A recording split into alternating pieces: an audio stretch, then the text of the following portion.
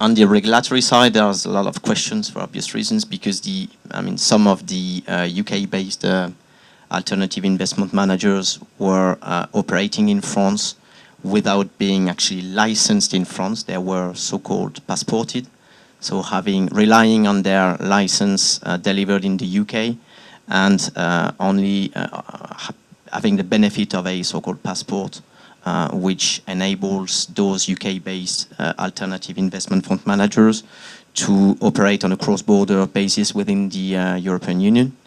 With Brexit, there is a lot of questions out of this, because the most likely is that the passport procedure will no longer apply.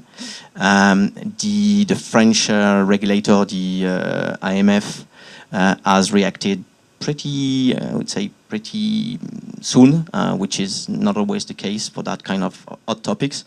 And they've launched on the 28th of September a so-called agility program, which actually aims at facilitating the delivery of licenses, of permits to UK-based alternative investment managers who are willing to continue their operations in France, and then considering the fact that the most likely is that the passport will no longer apply, obtain a license in a more, I would say, more fast way.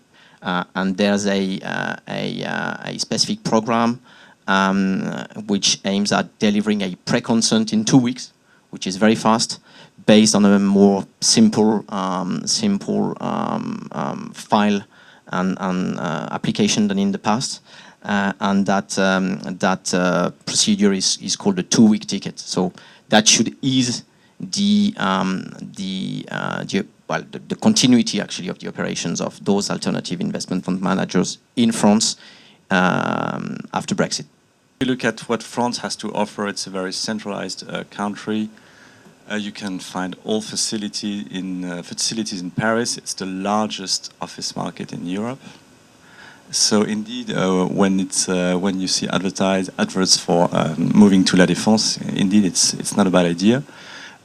Of course, it's difficult to ignore that the French culture is very different from the London one. And I guess a lot of people here are here exactly because London has a lot to offer in terms of possibilities to invest yourself in a very exciting job. Very good jobs exist in France as well. But there is that culture where 35 hours per week is the norm, and working more means getting some spare days afterwards. So it's quite different. Will it disappear after Brexit? It's an open question.